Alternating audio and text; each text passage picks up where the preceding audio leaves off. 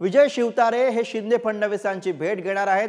महायुतीमधली आणखी एक संघर्ष समोर आलेला आहे। सकाळी 11 वाजता वर्षा निवासस्थानी शिवतारे यांची चर्चा होणार आहे मुख्यमंत्र्यांसोबत। बारामतीमधील लोकसभेसाठी विजय शिवतारे हे आग्रही आहेत। भेटीनंतर शिवतारे काय भूमिका घेणार याकडे स्वाभाविकपणे बारामतीच नाही तर सगळ्या महाराष्ट्राचं लक्ष असणार आहे, कारण थेटपणे विजय शिवतारे यांनी अजित पवार यांना आव्हानाची भाषा केलेली आहे। भेटीनंतर शिवतारे आता काय भूमिका घेतात, मुख्यमंत्र्यांसोबत 11 वाजता त्यांची भेट होतीये, त्यामुळे या भेटीनंतर त्यांच्या प्रतिक्रियेवरती लक्ष असेल। आणि याच विषयी अधिक बोलण्यासाठी तुषार झरेकर सध्या आपल्या सोबत आहेत। तुषार, विजय शिवतारे यांची बारामतीमध्ये झालेली एंट्री आणि त्यानंतर आता शिंदे फडणवीसांकडून त्यांना थोपवण्याचे कुठेतरी प्रयत्न होताना दिसतात, त्या पार्श्वभूमीवरती सगळ्या घडणाऱ्या घडामोडी। तुषार, नक्कीच गुरु, आपण जर पाहिलं तर शिवतारेंची जी एंट्री होतीये ती कुठेतरी पवारांसाठी धोकादायक असल्याचं पाहायला मिळतंय।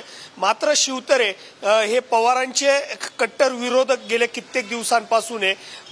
त्यांनी आता जो विरोध केलाय तो विरोध अजित पवारांना केलाय आणि त्यातूनच कुठेतरी आता महायुतीमध्ये तिढा निर्माण झाल्याचं पाहायला मिळतंय, महायुतीतच बंड झाल्याचं पाहायला मिळतंय।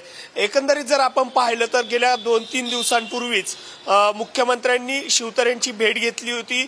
मुख्यमंत्र्यांनी त्यांना स्पष्टपणे सांगितलं होतं, त्यावेळेस शिवतारेंनी बोलून दाखवलं होतं की अशा पद्धतीने बारामती लोकसभेची रणनीती आहे आणि त्या पद्धतीने संपूर्ण नियोजन करण्यात आलं होतं। आता आज जी बैठक होतीये या बैठकीमध्ये मुख्यमंत्री असतील, उपमुख्यमंत्री देवेंद्र फडणवीस काय निर्णय घेत आहेत हे पाहणं महत्त्वाचं ठरणार आहे, कारण बारामती लोकसभा मतदारसंघातून महायुतीतून अजित पवारांना मोठ्या प्रमाणामध्ये विरोध होतोय। जे आजपर्यंत प्रतिस्पर्धी राहिलेले पवार घराण्याचे प्रतिस्पर्धी आहेत ते सर्व विरोध करताना पाहायला मिळतात।